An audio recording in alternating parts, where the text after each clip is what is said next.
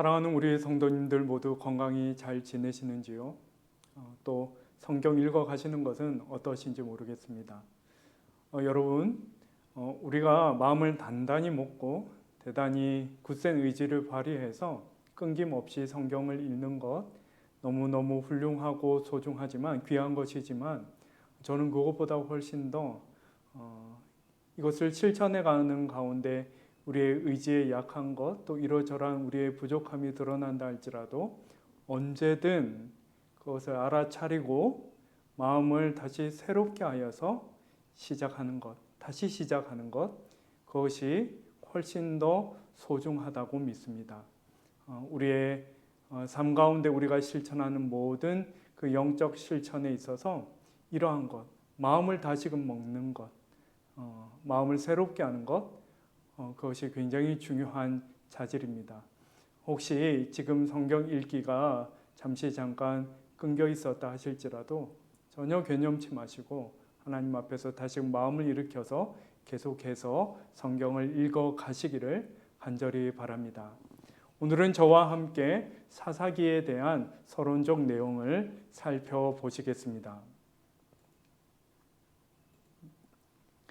여러분, 사사기의 배경이 되는 시대는 가나안 정복과 왕정이 시작되는 그 사울이 최초의 이스라엘 민족의 왕으로 이렇게 세워지기 직전까지의 그 중간 시기다.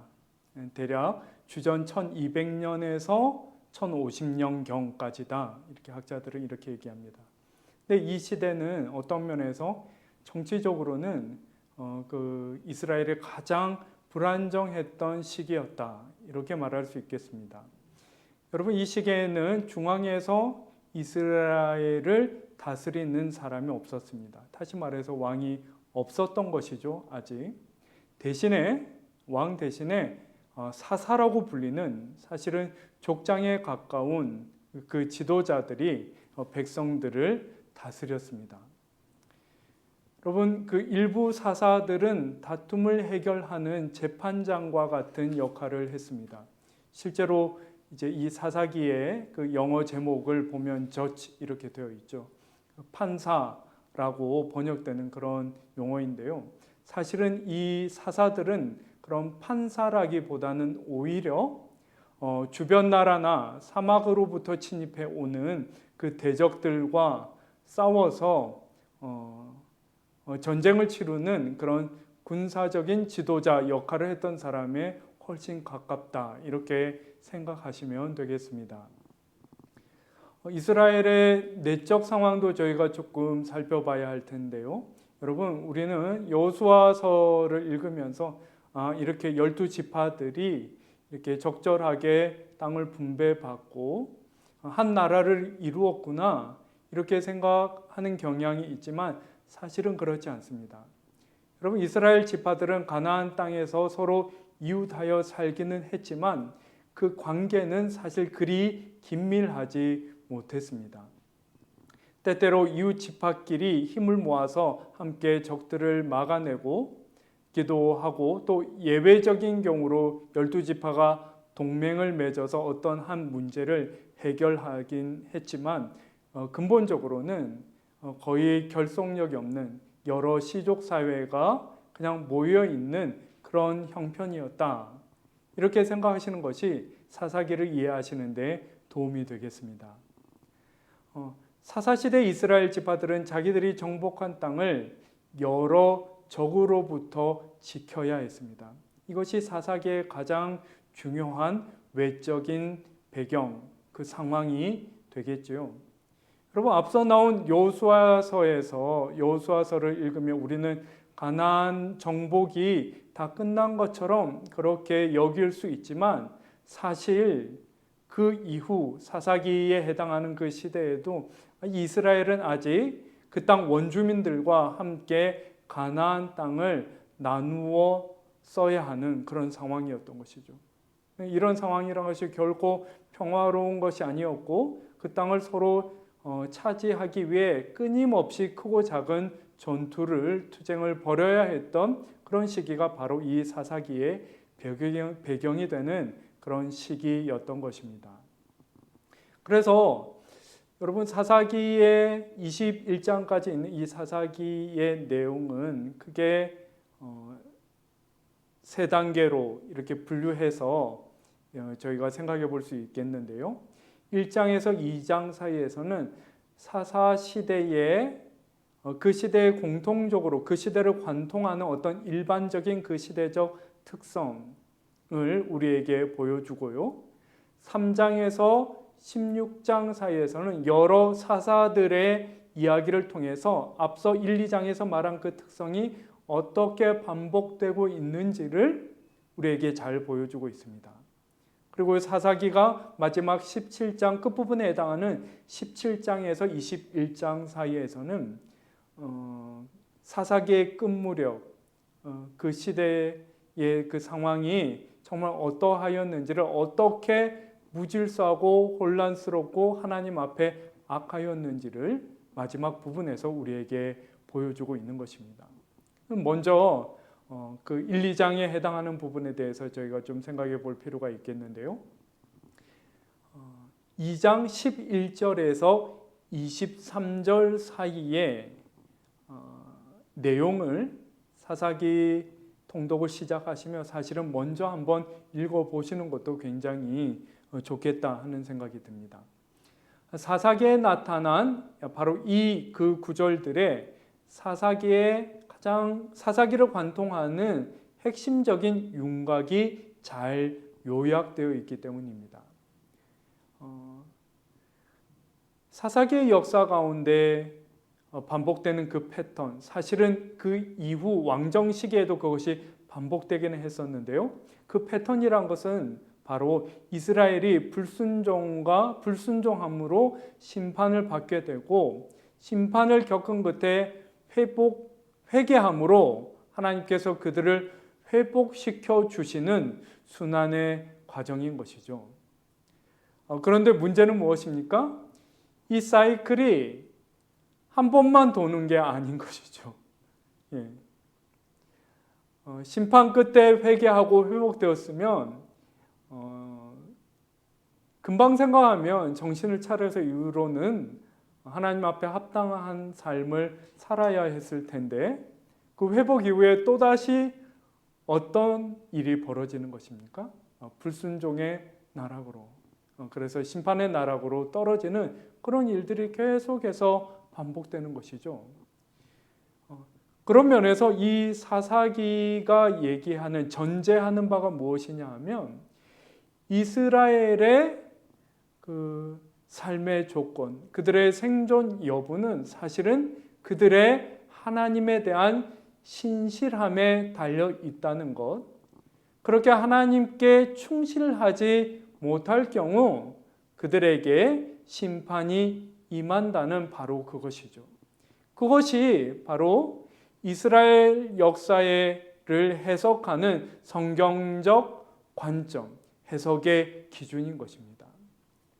그런데 그렇게 심판이 임했음에도 불구하고 또 하나님께서 그들을 어떻게 선대하셨다는 것입니까? 그들이 돌이켜 하나님에게 돌아오기만 하면 하나님께서는 항상 그들을 다시금 받아들이지. 여러분, 그러한 하나님의 용서와 수용, 그 용납을 가리키는 성경적 말이 바로 구원이라는 것입니다. 그리고 이러한 순환이 사사들의 이야기마다 계속해서 반복되는데 그것을 사사기 2장 18절 이 한 구절이 사실은 굉장히 압축적으로 잘 요약하고 있습니다. 여호와께서 그들을 위하여 사사들을 세우실 때에는 그 사사와 함께 하셨고 그 사사가 사는 날 동안에는 여호와께서 그들을 대적의 손에서 구원하셨으니 지금 어떤 일이 벌어지고 있다는 것입니까? 이스라엘의 불순종으로 말미암아 타 민족을 통한 심판이 임했을 때에 하나님께서 그들에게 사사를 보내심으로 그들을 향한 하나님의 뜻을 그들에게 전달하셔서 깨우치시고 그렇게 회개가 일어났을 때에 그들을 다시금 회복하셨다 하는 것이 이 구절에서 지금 요약하는 바이죠.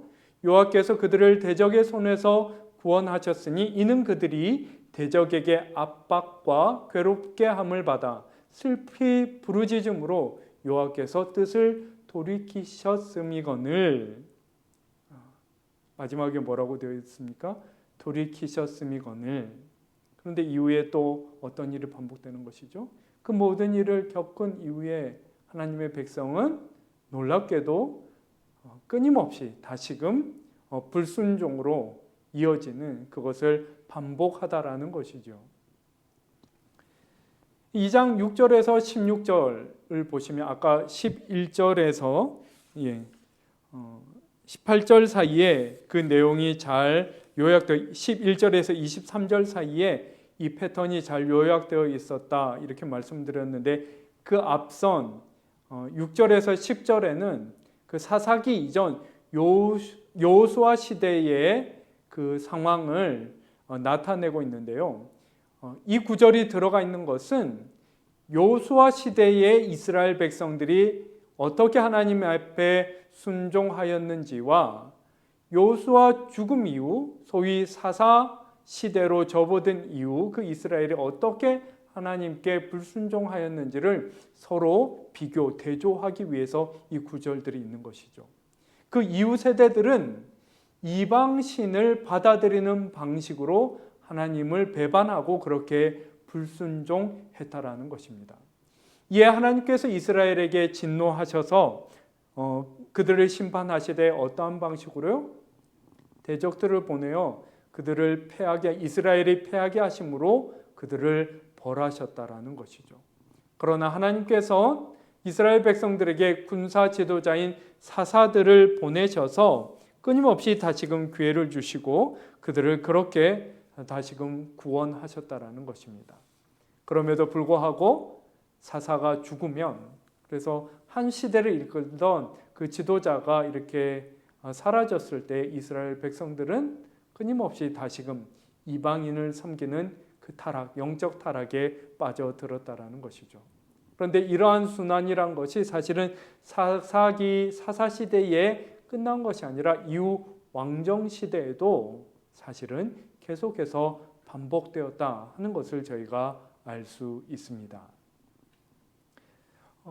이제 그 마지막 부분 17장에서 21장 사이의 내용이 무엇인가 하는 것을 말씀드릴 텐데요. 이 끝부분에 대해서는 사사시대의 전형적인 두 가지 돌발적인 사건을 아주 자세히 묘사하고 있습니다.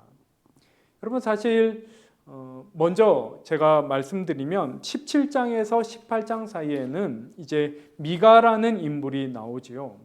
그런데 특히 17장을 잘 보시면 미가가 어떤 일을 행하냐면 자기 개인적인 그 집안에 마련한 개인 성소가 있는데 이 사람이 하나님을 섬기는 것임에도 불구하고 그 개인 성소에 무엇을 가져다 놓는 것입니까? 이방 우상을 가져다 놓는 것이죠. 그 우상을 하나님처럼 여기며 섬기는 것입니다. 여러분 우리로서는 이것이 상식적으로 이해가 안 되는 행위이지만 사실은 그 구약에서 반복되는 이스라엘의 우상 숭배라는 것이 이런 식으로 행해졌다라는 것입니다. 그러니까 하나님의 하나님 되심에 대한 그 하나님의 고유함, 그 하나님의 인격성에 대한 이해가 전혀 없이 어떤 면에서 얼마든지 다른 신으로도 대체될 수 있는 그런 대상으로 하나님을 여기고 하나님을 그렇게 섬겼다라는 것이죠. 놀라운 것은 야훼 하나님을 섬기도록 세움받았던 그 레위인이 이 미가의 집을 지나가게 되는데 미가가 제안하는 것이죠. 내가 지금 이 신상을 야훼 하나님으로 섬기고 있는데 당신이 우리 집에 머물며 우리 집안의 제사장 역할을 해줬으면 좋겠다. 여러분 레위인이 이러한 제안을 받아들이면 되겠습니까? 그런데 놀랍게도 그 레위인이 어떻게 하는 것이죠? 자신의 그 이익을 위해서 자신의 거처를 마련하는 그 개인적인 목적을 위해서 그 청을 수락하는 그런 이야기가 기록되어 있는 것이죠. 그리고 18장부터 이제 21장 사이에 나오는 이야기는 사실은 알고 보면 참 그것을 읽어내기가 버거울 정도의 그런 아주 너무나 그 이스라엘의 타락함, 그리고 그 타락함으로 말미암은 내적 혼란을 잘 담아내고 있는데요. 그러니까 어떤 레위인이 이렇게 사실은 그 이스라엘에서는 환대라는 것이 그냥 그 주인의 마음먹기에 따라 해도 되고 안 해도 되는 그런 것이 아니라 나그네가 도움받기를 정했을 때에 그것을 마땅히 해야 되는 어떤 그 사회의 문화적 의무와 같은 것이었는데, 그 레위인이 어떤 사람을, 어떤 나그네를 이제 손님으로 맞아들였는데, 그날 밤에 잔뜩 술에 취한 그 동네 불량배들이 그 집에 찾아와서 이 손님을 범하려 하는 것이죠. 근데 놀랍게도 이 레위인이 어떻게 그 상황을 해결하는 것입니까? 그 불량배들에게 자신의 첩을 내어주는 것입니다. 그러니까 그 밤새 그 여인이 그 불량배들에게 폭력적인 행위를 당하고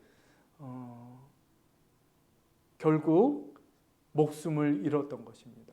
이 레위인이 어떤 조치를 하냐 하면은 그 죽은 첩의 시신을 쪼개어서 나머지 다른 그 이스라엘 지파들에게 보냄으로써 자기가 겪은 그 비참하고 참담한 일을 알렸던 것이죠. 20장에서 21장 사이에는 사실 그 불량배들이 이제 베냐민 지파였었는데, 베냐민 지파와 그 일을 처벌하기 위한 나머지 지파들 사이에 전쟁 이야기가 기록되어 있는 것입니다. 사실은 알고 보면 굉장히 읽기가 부대끼는 그런 내용이라고 할 수 있는 것이죠. 이 사사기의 끝부분에 이러한 내용들이 기록되어 있다는 것입니다. 그리고 이 끝부분이 드러내는 것은 결국 하나님 백성들의 내적인 상태 그 자체인 것이죠. 이미 그들의 상태라는 것이 종교적으로나 윤리적으로나 정치적으로나 붕괴되고 있었는데, 그것이 사사들의 어떤 활동을 통해서는 더 이상 막을 수 없는 수준에 이르렀음을 이 사사기의 끝부분이 우리에게 보여주고 있는 것입니다. 여러분, 이제 결국 제가 처음에 이제 사사기가 가나안 정복기와 이스라엘 왕정기 그 중간 시대의 이야기다, 이렇게 설명을 들었었는데, 그러니까 사사 시대의 중요한 이슈 중에 하나는 이 정치적 윤리적 혼돈의 상황을 어떤 식으로 타개할 것인가, 그 왕정이 대안으로 제시되었던 것이죠. 그러나 이 문제에 대한 하나님의 일관된 입장은 무엇이었습니까? 하나님의 백성들에게 따로 이 이방 족속들이 그렇게 하는 것처럼 왕이 필요하지 않다라는 것입니다. 하나님을 기억하고 하나님을 신뢰하고 하나님 앞에 합당한 삶을 산다면 훨씬 더 훌륭한 안정된 삶을 살 수 있다. 하나님의 섭리 가운데 영적으로 보장된 그런 삶을 살 수 있다 하는 것인데, 하나님 앞에 합당한 삶에 실패하자 그 사회가 혼란에 휩싸이고 그 대안으로 계속해서 왕을 요구하는 그런 일들이 시작되었던 것이죠. 그리고 그것이 결국 사무엘서까지 이어짐에 이스라엘의 왕정이 시작되었다라는 것입니다. 근데 이 사사기 초기 그 기도원 때만 해도 왕이 필요 없음은 굉장히 분명했는데, 그것을 잘 나타내는 구절이 바로 사사기 8장 22절에서 23절입니다. 그때 이스라엘 사람들이 기드온에게 이르되, 당신이 우리를 미디안 손에서 구원하셨으니 당신과 당신의 아들들과 당신의 손자가 우리를 다스리소서 하는지라. 군사 지도자로서 승리를 거둔 기드온을 이를테면 왕으로 지금 세우고자 하는 것이죠. 그런데 기드온이 그들에게 뭐라고 대답하는 것입니까? 기드온이 그들에게 이르되, 내가 너희를 다스리지 아니할 것이다. 나의 아들들도 마찬가지이다. 오직 여호와께서 너희를 다스리시리라 이렇게 대답하였다라는 것입니다. 계속해서 사사시대를 거치며 영적으로 뿐만 아니라 가장 기본이 되는 그 윤리적으로도 타락함으로써 결국 왕정시대로 접어드는 것을 우리가 알 수 있습니다.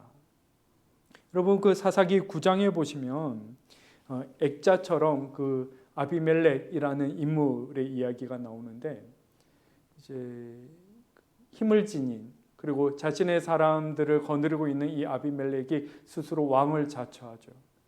그리고 얼마간 이렇게 어떤 사람들의 동의를 얻은 끝에 스스로 왕이 되고 처음에 어떤 일을 벌이시는 것입니까? 자신의 그 왕권을 공고히 하기 위해서 이복 형제 80명이 전부 이렇게 70명을 멸절시키는 그런 참담한 행위를 하는 것이죠. 근데 우여곡절 끝에 결국 그 아비멜렉 자신도 가장 비참한 모습으로 죽게 되는, 그러니까 이 이야기가 그 사사기 9장에 삽입되어 있는 이 이야기가 결국 드러내는 것은 무엇이었습니까? 이러저러한 상황 끝에 왕을 세우고자 하였지만 그런 인간적인 시도의 끝이 어떠한지를, 어떻게 비참한 결말을 보았는지를 보여주는 것이죠. 근본적으로 이스라엘이 진정으로 바랄 것은 왕을 세워서 이 문제들을 해소하겠다 하는 그런 것보다는 스스로 깨어서 하나님을 다시금 기억하고 스스로 하나님 앞에 합당한 삶을 살고자 다시금 시작하는 바로 그것인 것입니다.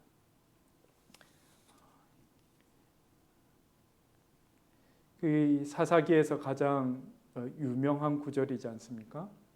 사사기의 이 구절이 2번 이렇게 나오는데요. 그때 이스라엘에 왕이 없으므로 사람이 각기 자기의 소견에 옳은 대로 행하였더라. 여러분, 근데 이 말의 의미를 우리가 잘 이해해야 합니다. 금방 읽으면 이 사사기의 어떤 그 사사기가 정말 얘기하고자 하는 바에 대한 이해 없이 이 구절을 읽으면 그러면 왕이 필요하겠군, 왕을 세워야겠군, 그 말을 하고 있는 구절처럼 보이지만 사실은 이 구절이 정말 얘기하고 싶은 것이 무엇이겠습니까? 여러분 그것을 잘 이렇게 드러내는 글이 있어서 이 글을 소개하고 사사기 서론을 마치려 합니다. 유진 피터슨 목사님이 사사기에 붙인 이제 서문 중에 한 내용인데요. 제가 한번 읽어보겠습니다. 하나님이 하시는 선한 일에 반드시 선한 사람이 필요한 것은 아니다. 그럼 무슨 이야기입니까? 사실은 그 사사기에 등장하는 하나님이 사용하신 사사라는 인물 그 자신들조차도 하나님 앞에 합당치 못한 인물들이 대부분이었죠. 그런데 하나님 그분은 우리가 도덕적, 영적으로 어떤 상태에 있든 우리를 사용해 일하실 수 있고 또 그렇게 일하신다. 사사기가 이것을 잘 보여주는 바다라는 것입니다. 때때로 그분의 가장 선한 일을 이루는데 가장 부적합해 보이는 자들을 사용하시기도 한다. 그런 지도자들, 사사들까지도 영광스러운 결론을 향해 달려가는 이야기에 의미 있는 일부로 포함시키는 하나님이시라면 분명 우리 같은 사람들, 구제불능인 것처럼 우리처럼 보이는 우리의 친구와 이웃도 그렇게 사용하실 수 있을 것이다. 그렇죠? 사사기를 읽으며 어떤 면에서 그 결말을 생각할 때 왜 굳이 이런 부끄러운 이야기들이 성경에 굳이 이렇게 기록되어 있는가? 과연 이 사사기 이야기 안에서 하나님은 무엇을 하고 계시는가? 왜 하나님의 사람들은 왜 이다지도 거듭 영적 실패를 보이고 있는가? 우리의 마음이 무척 씁쓸해지곤 하지만 사사기가 정말 보여주는 것은 무엇입니까? 하나님께서는 그러한 인간적인 실패와 연약함 한가운데서도 그 섭리와 역사하심을 따라 그 모든 것을 다스리시며 그 뜻하신 바대로 그 모든 것을 이끌어 가신다. 그러면 우리가 어떻게 여겨야 한다라는 것입니까? 우리의 어떤 능력, 자질, 가능성만 주목할 것이 아니라 그 모든 것의 한계를 넘어서시는 하나님의 현존과 일하심을 우리가 볼 수 있어야 된다는 것이죠. 어디서요? 나와 나의 삶 안에서. 더불어 우리와 우리 모든 공동체의 삶, 그 가운데 행하여지는 그 모든 일들 가운데서 그 하나님의 현존과 일하심을 발견할 수 있어야 한다라는 것이죠. 사사기에 2번 등장하는 인상적인 반복구가 있다. 그때에는 이스라엘이 왕이 없었다. 사람들은 무엇이든 자기 마음에 원하는 대로 행했다. 그런데 사사기가 정말 말하고 싶어하는 것은 그래서 왕을 세워야 한다 이것일까요? 그렇지 않다라는 것이죠. 그러나 사사기를 읽는 우리는 사실 이스라엘에 왕이 있었음을 안다. 바로 하나님께서 왕이셨다. 지상에 왕이 없던, 그래서 도덕적, 정치적으로 무정부 상태였던 그 시절에도 주권자 하나님이 계셨고 그분이 다스리시는 나라가 엄연한 현실로 존재했다. 여러분, 그렇다면 이 사사기를 읽으며 이 사사기가 우리에게 요청하는 가장 중요한 영적 자질은 무엇이겠습니까? 안팎으로 어렵고 또 그것을 감당하고 해결해야 되는 그 구성원들조차 너무나 인간적인 한계와 연약함을 지니고 있음에도 불구하고 그 가운데, 다시 말해서 우리 가운데 누가 계심을 알아야 한다는 것이죠. 바로 지금 여기 하나님께서 우리와 함께하고 계심을 사사기는 어떤 면에서 가장 리얼하게 우리에게 보여주는 그런 책입니다. 이렇게 말하고 있는 것입니다. 그러므로 사랑하는 여러분, 이 사사기를 읽어가시는 가운데 바로 나의 삶의 자리, 지금 여기 우리와 함께 하시는 그 하나님을 발견하는 귀한 은혜가 있기를 간절히 바랍니다. 감사합니다.